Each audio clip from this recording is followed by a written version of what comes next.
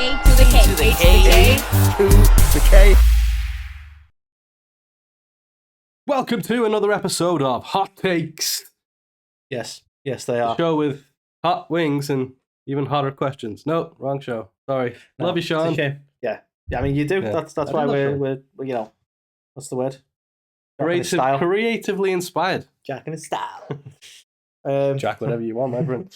Yeah, so we're back. Welcome back to the ASMR show, Creaking Chairs. Okay, the studio may need a little bit of an upgrade. Okay. I'm just so conscious of every movement. We'll sit still then. No, it's not who I am. ADHD riddled. Anywho, yeah. Hot Takes, Carl. As you know the game by now, and if you don't, then Triple H. what the fuck are we even playing for? It's true. Anthony's going to tell us some very spicy. Yes, I'm going to bring some hot takes. Well, you know what? I haven't. You know what? I normally curate these hot takes. I normally scour Reddit and the internet, and Twitter, and all that bollocks, right? But somebody did it for me, so I'm going to credit on Instagram Van Vliet WWE. Chris Van Vliet? No, different Van Vliet. Okay. WWE, all one word. If you're searching for them, he did a 1 minute hot takes. This isn't all of them, but some of my favorite hot takes from that. I'm going to put them to Carl and get Carl's reaction, and then we're all going to laugh. Okay. So let's rock and roll. Okay, in with the first one. I see an Okay, Ultimate so Warrior. I'm going a bit historical for you here, Carl. Bit historical, bit back in the other era. So all younger fans are like, who's that guy? Well, let me tell you who that guy is. That is the Ultimate Warrior, Carl. And the hot take here is that, not the man, I know the man has some controversies, his career is overrated. Discuss. Interesting. Oh, I think that one had a bit of a burn. I think he's choking on that one. Do you need some milk? Spicy. That's an interesting one because I don't know whether his career actually is overrated. I think a lot of people shit on Warrior. You can't deny some of the fantastic moments he had in his career. Hogan Warrior, IC champ versus world champ, was incredible. You know, his match with Savage at Wembley. You know, he's had loads of great stuff. I would argue though. Do you feel like his, and this might get me a bit of hate, do you feel like his career specifically transcends like generations? Because are people really talking about epic Warrior matches? No, that's what I mean though. I don't think anyone is talking fondly of his career. So that's why I kind of don't think it's like, oh, his career is overrated. I don't think it's underrated. Oh, I take your point. You know what I mean? Yeah, no, I was looking at it the wrong way. I'm like it is overrated because no one really talks about great matches, but no one talks about his matches. So you're right. Like if you talk about Warrior, the performer, you know, his promos were batshit crazy. Yeah, his in-ring ability was not fantastic. So from that regard, is he a bit overrated? Sure. You know, as a world champion, is he one of the best to ever do it? No, he isn't. Well, from a career standpoint, I ain't so sure. So what level on the Scoffle Ale are you giving it? Scoffle Ale? Scoffle Ale. I'm just making words up now. Scoffle Ale. Available now. Scoffle scale. Are you giving it? I'm gonna go. We need graphics for this. You need to introduce some of these blippity graphics. We have a hard enough time doing these graphics. Comment below if you want to see graphics. All right, do you think Carl should make some graphics for the different levels? Comment below. There you go. While you're there, hit that subscribe button. Hey. Look at that. I'm gonna put this at a 4. I'm gonna put it as a 4. Okay. 4 out of 10. 4. Because solid 4. I think if you're talking about his career, I don't think it's overrated because I think a lot of people look at his career and go, nah. You know what I mean? I think as a performer, people go, yeah, he's shit. But at his career, I don't think people are going, no, it was great. It's hard to overrate that. I'll give it a 4. Yeah, I mean. Okay. Okay, Carl. WrestleMania 38. I see. This will start out a bit mild, and then I get spicy, right? You ready? Okay. Since WrestleMania 38. It's pretty mild. WWE has had the best product. Wow. Still reasonable. Getting a bit hotter. The best product it's ever had. Ooh. Starting to... Including the Attitude Era. Okay, it's the bomb. It's the bomb. It's the bomb. Beyond insanity. Yeah, that's interesting, isn't it? Is it? Because let's be honest, right? If you look at it's a great product. I enjoy it. I'm not shitting on it. What happens about the hot take? You've had 2 great stories. I'm also surprised at since WrestleMania 38 actually. Yeah, 38's an interesting take. So obviously that was like Austin and Kevin Owens main event, wasn't it, and stuff. Which was great. Yeah. Cody come back then, yeah. Against Rollins. So it was like Vince's last WrestleMania, wasn't it, in charge fully? Essentially, actually, yeah. So this is the Triple H is amazing. So yeah, that's probably why they've started in 38. But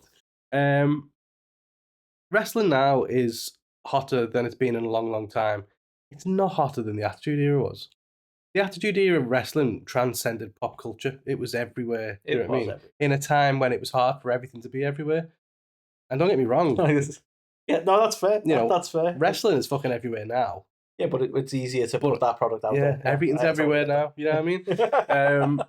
I remember Beyond the Mat, obviously. If you've not checked out our interview with Barry Blaustein, who did that documentary, check him out because, fantastic discussion with him. But I remember from Beyond the Mat, there was like a production meeting in WWE, and Vince was like, "Oh, it's us in South Park fighting it out right now for top spot," and it was like, "Damn!" And South Park, and it's like crazy. At that time, that was just like, And now I don't think WWE is fighting it out against. I mean, people talk about TV numbers not being as relevant as they were, but like they've literally never hit the peak of Attitude Era in terms of viewer numbers either. Yeah, it's a tough one though when you talk about it's hotter than it's ever been, because like I think it was hotter in the Attitude Era. Is it better today? Again, it's subjective because a lot of people look back on the Attitude Era and kind of go, I don't want to. Oh, what was this crap? I don't know if I'm articulating this right, but like, I think that's what I liked about the Attitude Era is that there was a lot more going on, and they had a lot of misses. They had a few hits, you know what I mean, and they probably had more misses than hits. But I feel like modern era is kind of like you have some really good stories and then a whole lot of nothing going on. Yeah. It's like almost like they're frightened to have misses, so they just don't. Yeah. So it's just nothing. And I think that's how it feels to me sometimes. So it's gonna be a no wild story one. For the rest of it, It's gonna be a wild one. So obviously we've been there live. We've seen the fans kind of do the Jey Uso stuff, and everyone plays along. Yeah. They kind of know they've got a role to play. They've got a catchphrase they can say or whatever, right? That does not compare to when the glass shatters and fans that's Beatlemania. Fans have lost their fucking heads. That doesn't happen this anymore. Isn't taken away from Jay when I say it, but you're right, because that's like it's not like an applause sign. No, it's a choreographed moment the fans can play a part in. Like he prepares them for it and everything. Yeah. The glass shattering is like people go, shit, that's Stone Cold, and they react, like, they can't help it. We talk about it when we talk about football. Obviously, I'm an Everton fan. You can come at me if you want. But we talk about limbs. Like you watch the Premier League, like clubs, like I don't know, when United or City score, and the fans are like, "Hey!" Right? You watch when fucking Everton score, and it's just fucking people are kissing each other, hugging each other, right? You want more of that? I want more of that. So yeah, for me, Attitude Era WWE was like Beatlemania. The fans lost their shit, and for a lot of different people, Austin, Rock, all that kind of stuff. Now you've got obviously Cody gets a reaction, Jey Uso gets a reaction, but not in the same way. So no, I don't think today's product is hotter than the Attitude Era was. But as far as a hot take, it's hotter than it's been in a long, long time. Okay. So as far as a hot take, you will agree that it's hotter than it's been. I'm gonna have to put that. The Attitude Era bit is the key. I have to go to like a 7, like Yeah. Yeah. Okay. We'll give that a 7 on the old scoffle level. A sip. Scoffle scale. Scoffle scale. Scale or level. Yeah. Okay. Go for it. Alliteration. There he is, guy we were just speaking about. Cody Rhodes. Every time you see this man, what? I didn't do anything. Right, so Cody Rhodes will go down as a top 10 WWE star before he retires. Ooh. I assume he's not going to retire for a fucking while. That's interesting, though. Isn't like the top 10 to have ever done it? I mean, I'll go with that. Fuck it. Yeah, I'll go with top 10 to have ever done it. Just as a top 10 wrestler, so there was no specificity. I don't know if he will, I mean, I don't think he will. It's hard to say top 10. You know what I mean? Like, Austin. And this isn't people that are like the best. Okay, but so Austin, let's say top 10 in a general. It's not your top 10. Yeah. But that it's feasible that he will feature in people's top 10s. That's it. Oh, I mean, he can be considered a top 10. I think he already does now. To be fair, we've had like, well, I've had a few conversations I've had a few conversations in Instagram messages, and some of the takes people have, you're just like, okay. Fair. But in my mind, you talk like the great of the business you've got, and again, people are going to come at me because I'm going to say Hulk Hogan. I don't mean he's good in ring, but you talk about most marketable wrestling, right? No, Austin. He may have fallen from grace, but he was up there, wasn't he, Hogan? Austin, Hogan, Rock, Cena, Undertaker. I thought you were going to list Taker then. I was about to get like fucking pissed off. People will probably say Shawn, not me. Brett. Kurt. I think Kurt deserves to be there. Rock, Roman. Is he getting there? Like, yeah. You start to get Roman should be. You start to get to that point now, and you're like, I haven't listed Orton. Orton should be. Oh, fucking, this is tough. Yeah. See, this is no disrespect to you, Cody, but it's a tough list, man. Yeah. And was it? I think we could comfortably agree 20. Oh yeah. He'd be in the top 20 list, right? Yeah. I think he'd be in the top 20 because at the end of the day, he's the guy now, isn't he? So whoever. They keep telling me that. Yeah. Like every fucker who comes out to the ring goes, "Oh, you really hold it down. You're the greatest champ we've had." And it's like, why? Yeah. Whoever the guy is, like, gets on that list, and he is the guy now. So. Do you know what? It's a tough one. I definitely think top 20, but you talk about top 10 of all time, that is really tough. That is really tough. But I do think we could probably agree 20. Top 20. I think be a top 20 guy of all time. I don't think it's not the spiciest to take, let's be fair. Okay. Just, you know. You've got to cleanse your palate a little. Yeah, a bit of a palate cleanse to that one. I'm going to give that 3. 3. Okay. 3 on the Goffle scale. Okay. Choo-choo! Braun. I'm just going to let that linger because the audio listeners have no idea why. I said it's Braun. I don't leave them out. I don't leave them hanging. The spice kicking. So, Braun Strowman is better than the Big Show. Ooh, in what way? Well, this is the thing. We'll have to discuss a few different ways. He's probably arguably a little bit better in the ring, a little bit more agile. See, but it's mad that though, because the first couple of years, like when he came in as a giant to WCW, he was fucking. I said the Big Show. I didn't say Paul White. Say that. I didn't say the. What about Captain Insano? No. Okay, right. When he was in WCW and stuff, he was doing kip ups and he was like agile and everything. It was immense, right? Fair. First time he came into WWE, he wasn't quite the same, and then he got into a decent shape and he was really good for a bit. Like when he got the world title and he was in the stuff with The Rock at 2000 Rumble and things. He was a top guy. And I don't think Braun's ever been a top guy. He won the title. Yeah, no, I agree. And he won the title and it was COVID time when it was meant to be Roman, right? Because we had spear versus spear, and then it couldn't happen. Yeah. Right. So yeah, I'd agree with that. Yeah. So I think it is a bit of a wild take. Braun, he's obviously. I understand the comparison. He's the current big guy, isn't he? Yeah. But I get what you mean though. Like in terms of his in-ring ability, maybe you give him a nod ever so slightly. Yeah. Overall, because Big Show did decline.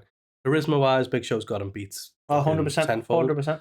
And just presence, the Big Show hadn't beat. So I think there's something there is something to that because Big Show, like Braun's a massive dude, but Big Show felt like more of a presence than he. So yeah, he definitely did. Even the music alone is better as well. Woo! Just hits the note. Yeah. Or do you remember Jericho? Do you remember that? Do you remember their theme music? Yeah. That was well, like their two songs combined, wasn't it? Yeah, they had his theme was called Crank It. And when they made the combined theme music, I think it was Crank the Walls Down or something like that, which is fucking brilliant. Yeah. But great theme music, and that means everything. So. Yeah, well, that's it. Like even that, like he's been in Jerry Show. He had that time where he was imitating people, and he was like, "Oh, do you remember that Hogan and stuff?" And Shokishi, yeah, he did all that. Okay, yeah, fair. He definitely had a lot more personality. No offense to Braun. I actually think Braun has been, because he's quite a company guy. I think he's been a victim of their booking as well. Yeah, in a sense of like, well, let's do the choo-choo train thing. Exactly. I don't think he gets much chance to show his personality, if I'm honest. No, I agree. He's just the monster, isn't he? So that's all he gets to go and do. So. Yeah, so in that regard, I guess it is a pretty spicy take. I would agree. So I'm going to go, that's probably like 7. Not to an 8 yet? No, not quite yet. Okay, Carl, here's an interesting one for you. And I think this is going to be pretty spicy for you. Go on. 2019 Becky Lynch is the greatest female character of all time. I know how I feel about this. Recency bias much? Although saying that, the best female character. They're not saying the best wrestler. They're not saying the best anything else. They're saying character-wise. I'm hard-pressed to find some female talent who got the promo time that Becky got.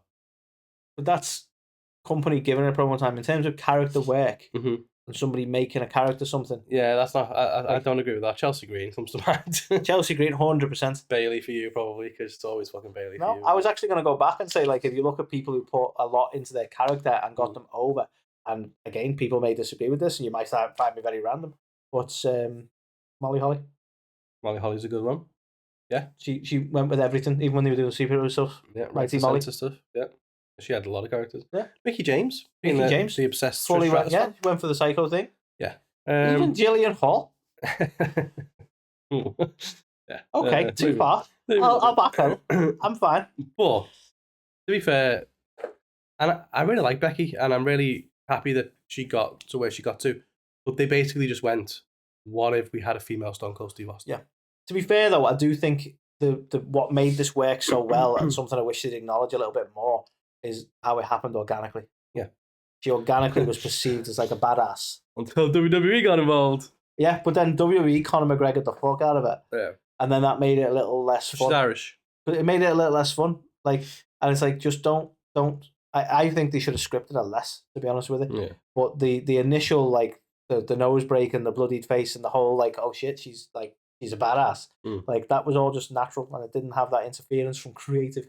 Yeah. And that's when I thought, like, that made a character there. Yeah. And, you know, yeah, I don't think it was a deliberate, let's make her the female Stone Cold. I think that just happened itself. Yeah. I think you're right there, to be honest. And it's like, I guess that's the cues that you got, was go out there and just act like Stone Cold, wasn't it? Because that's kind of what you did. So, character-wise, other than saying that she's the man, I'm not sure what the actual character was. So, no, I disagree. I think even, like, Chelsea Green has done better character work. Yeah. I think Chelsea Green, actually, if you're looking at, like, this is 2019 Becky Lynch, so if you compare 2019 Becky Lynch to 2019 Chelsea, fair enough, Becky. But if you compare in 2019 Becky Green, I'm losing it. 2019 Becky Lynch to modern day Chelsea Green, who's the better character? Chelsea Green. Yeah, 100%. Yeah, I agree. So I think it's relatively spicy. I can see why they said that, because there wasn't a lot of opportunities for women to have much of a character, other than, you know, too many bra and panties matches getting in the way. Look at the character on her. So with that being said, I will say that this is only like a 6. Okay. Because it is... That's fair. It's a take, but it's not the wildest. No, you can see why people get there. That makes sense. Yeah. Okay, Carl. Okay. I actually thought you'd be all in favour of this. Okay. Right? But now I'm starting to rethink it, and we can discuss why in a sec. So the hot take, Carl, is that Roddy Piper is the greatest wrestler to never win a world title in WWE. Now, the reason I'm like... In fact, I'll get your take first. Okay. I mean, I can't argue too much with it. Obviously, I'm a massive Mr. Perfect fan. And he's another one. For me, there's like...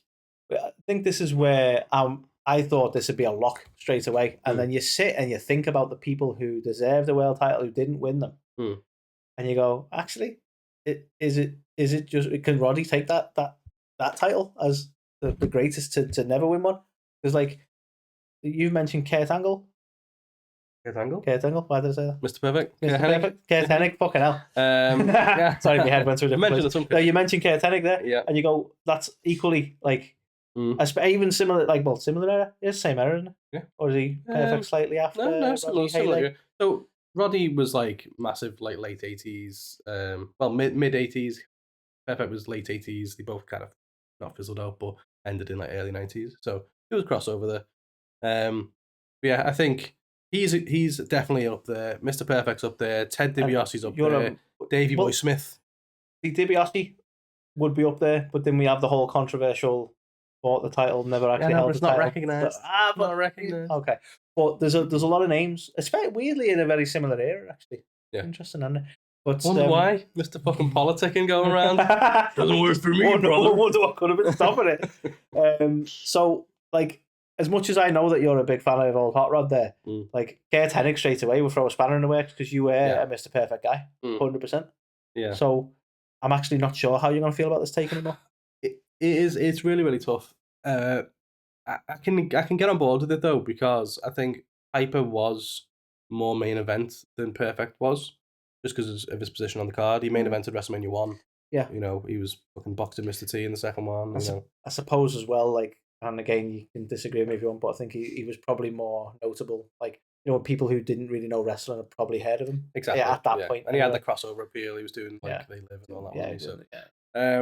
I don't think it's that spicy. My allegiance to Mr. Perfect aside, I love Roddy Piper. I think he's phenomenal. So I've got no bones about that. Are we giving this a 2? Slightly spicy because there are other deserving, or a 2 to be fair. Yeah, it's like a mustard. It's not even hot. This might as well be mayonnaise.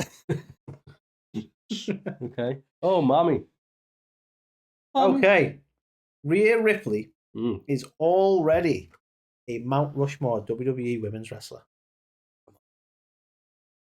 Come on. Let's have a think about this. What, like of all time? We're of a generation, aren't we? We're of a generation, right? So she probably wouldn't make my Mount Rushmore as much as she's awesome, right? But then, are the younger generation Mount Rushmore in her? I mean, do the younger generation even do a Mount Rushmore anymore? I don't know. Is it a thing? I mean, so you're just saying we're old as balls. I want you to look objectively. Don't look through your age. Okay. Well, let's start with who would your Mount Rushmore of women's wrestling be right now? Oh, that's so hard, isn't it? Well, you know what? Trish is Every on there. fucking week you ask somebody this. Shut up. Trish is on there. Yep. Mickey's probably on there. Yep. Right, is that going to name people that we've met or interviewed? No. Trish, Mickey.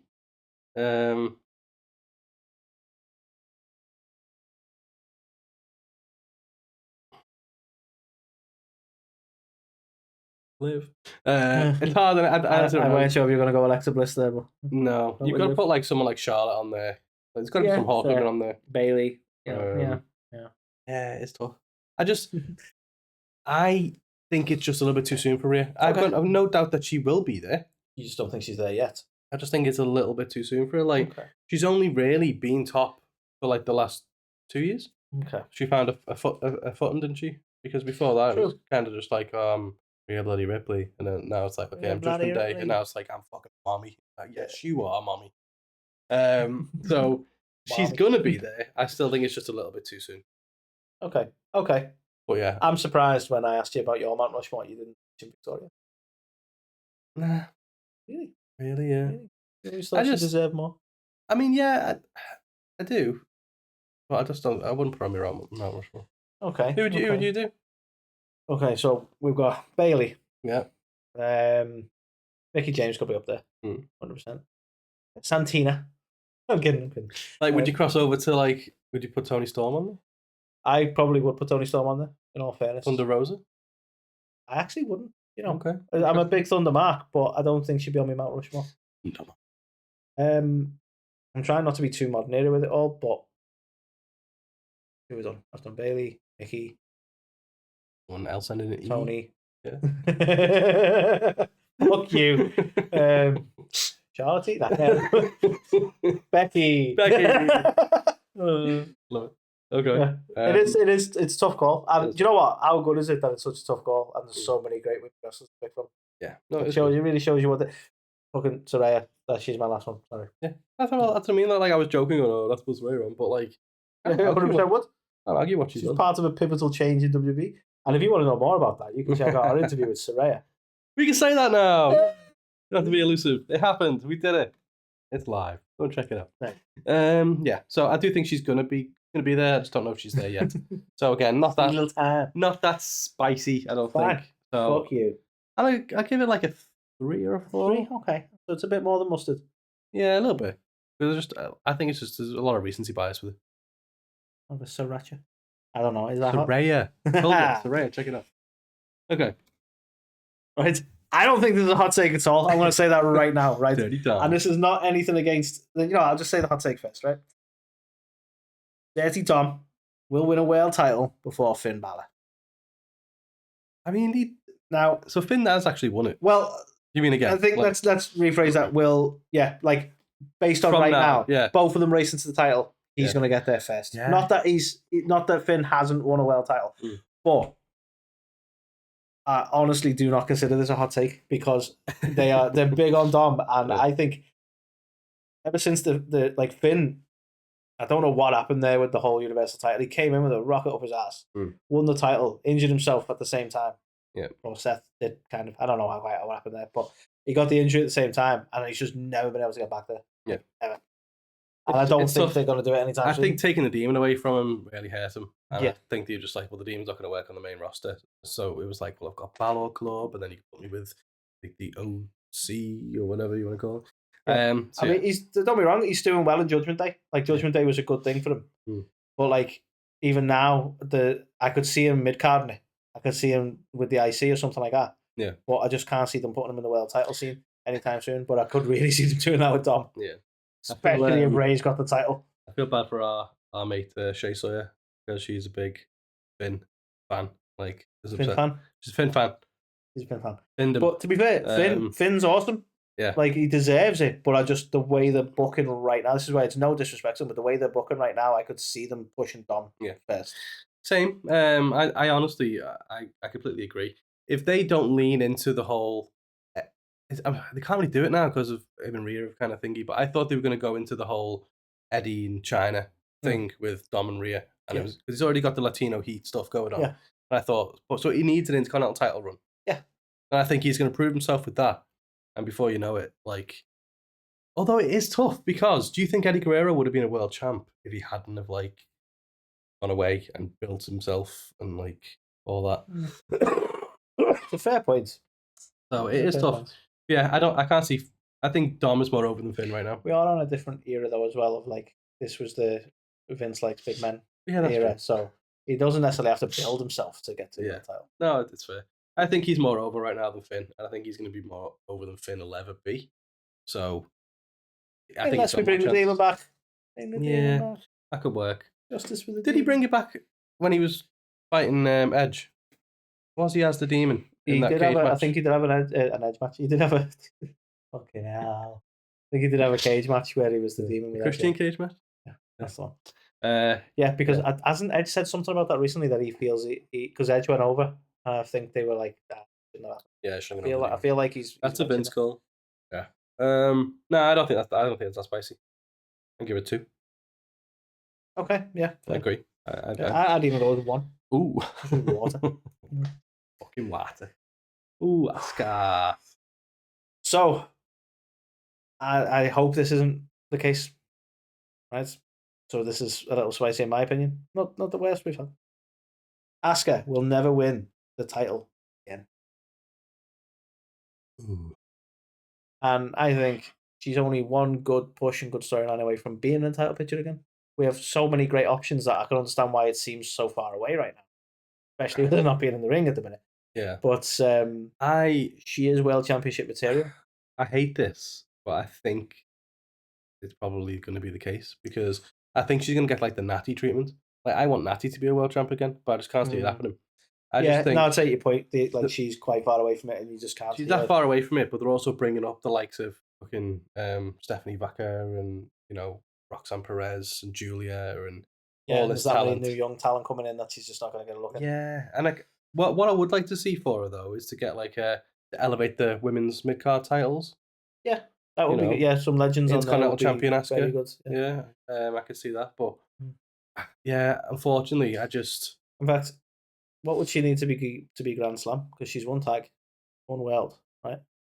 There's one world. Mm-hmm. Yeah. So she's won Money in the Bank. Mm-hmm. So yeah, can you Grand Slam it with Money in the Bank? I think we have to. Okay. Yeah. I think a modern Grand Slam's got Money in the Bank. Who knows?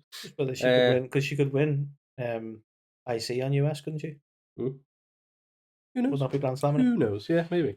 But yeah, I unfortunately think that's probably accurate. Well, I hope it's not. It pains me to say it.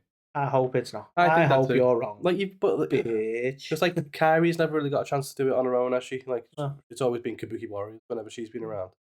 So it's like, you know what I mean? If they ever branched out, I'd like to see Kairi get a chance to. But yeah, it's tough. There's that much talent, and I think that she's been a fantastic champion. But I just don't know whether they'll do it again. Okay. What's your level? Because you're agreeing with it massively. So. Yeah, 2. Son of a bitch. Sorry. You son of a bitch. To the final one, Anthony. Maybe even the spiciest of takes. Who knows? Let's see. Spiciest of takes. Because it's Taker. Anyway. And I can see the merit in this a little bit, but let's talk about it. Right? Okay. It's if The Undertaker debuted in 2025, he'd be hated so much, or his character would be hated so much, that he wouldn't get over, that he'd be gone in a month. Ooh. Interestingly, a month is an oddly specific time, but we'll work with it. Yeah, it depends what version of Taker we're talking about, doesn't it? Like the very, very first iteration of Undertaker, that was quite campy, and he, with Paul Bearer and all that kind of stuff. Then it might. Well, okay, actually, yeah. I'm lying because first iteration of Taker didn't have Paul Bearer. I'm gonna say I'm lying because his brother Love won it, or Paul Bearer got involved. Shut up. All golden, golden. But he was like, ginger, old school Texan Undertaker. So I don't know whether that would have worked. Yeah. But like Undertaker as he is today, with like the cowboy hat and the leather jacket and stuff, that definitely would have worked today. Or even what do you make of the not the American Badass, but like the hybrid? No, the Taker where it was like the creepy girls doing the fucking prayer. What's going on? I think them vignettes get over now. If you just kept, I think Bray Wyatt proved that point a couple of years back. Like you get mysterious vignettes, people are like, what's this? It's a bit creepy, it's a bit ominous, and then you slowly build up to the reveal. I think that is a tested formula. I think that works. If you booked it exactly the same now and you did that creepy prayer, whatever the fuck it is. Never step outside this bed, all that. Right? Evil. Yeah. And everyone's like, what? And then eventually it's just like, yeah. You know what though? I just think some characters and some performers transcend time, right? And Undertaker's one of them. He is in every era. If the lights go out and you hear a fucking gong and that music, straight away you're bought in, right? And again, there's big shout out to Jim Johnson for the work he's done on that. Every Undertaker thing is a banger thanks to Jim Johnson. But like he's got the whole package on you, right? The music, the aesthetic, you've got all that, and then you fucking see the guy, and he's like nearly 7 foot tall. Yeah, he's like a giant. Tattoos everywhere, menacing as fuck, and you're like, and you wonder why like he's ended up being able to be a property mogul as well, because if he's selling your house, you're buying that fucking house. Yeah, 100%. No other fucking options. This is where you rest in peace. Oh, so it's my bedroom. So they're gonna sign you up, and you're like, but like, just slightly unrelated. But I love. You've seen that story that Cody was telling? I think when he was on Van Vliet or some show, and he's saying about the moment with Taker when he at Mania, and he's like that guy. He said, I swear he's like really magic because he's like he got me a little wink and then the lights went out. He said the timer on it was insane. No, I haven't seen that. And I'm like. Yeah, that's full Taker, isn't it? That's just awesome. Yeah, no, he is. He's a legend, isn't he? Yeah, I disagree. I think you know what? That's 10. Yeah, full 10. Your mouth's burning here. 9.5. I think the only thing I've ever given a 10 to was the Montreal Screwdrivers at work, and that one just fucking upset you. So I don't know for a fact that this would get over. I'm gonna give it a 9. Yeah, because I do disagree with it. I think you've got Mark Calloway as this fucking badass dude, whichever iteration he came out as, he'd get over today. Yeah. 1,000,000% he would. So. Agreed. Yeah. Stupid. Okay, but what about Isaac Yankem? A kid. Yeah. I couldn't think of a rubbish. I should have said me and Mark Callis, really, shouldn't I? But yeah. But Isaac Yankem was. What are you doing? Did I even ask you anything, phone? Always listening. Yeah, they were our latest edition of Hot Takes. So. Yeah. And if you enjoyed Hot Takes, why don't you drop us a comment in the comment box below or whatever? Give me a second to click the thing. No. And while you're there, hit the subscribe as well. And if you're not watching already, go and watch our awesome interview with Saraya. What? Because she got a book out. We interviewed Saraya? We did. She got a book out called Hell in Boots. Go and get that. And honestly, you can see a moment here. A fantastic read. Fantastic read. Yeah. We felt weird saying this to her because she was like, how did you like it? It was like, oh, it was great. Like, it's dark. I was like, yeah, it's dark. It feels weird saying it's great because it's your life. But it is such a great, like, it's not a story. I can't even say, how do you say it? Because it's like, such a great story. It's not a story. It's her life. But I think it really, not that I'm, like. It's a journey. Yeah, well, it's one of them where I was like, I get that. I'm not saying this will convert dickheads, right? And I was never a dickhead about a career. But it's really an eye-opener to everything that she went through in her life, do you know what I mean? Yeah. And I think that, like, it really sort of tells that story. Definitely does. Yeah, so go and check that out. Yeah, and to our audio listeners, keep doing what you do. We love you. We're charting everywhere. You beautiful people. So keep listening. And we will catch you on the next one.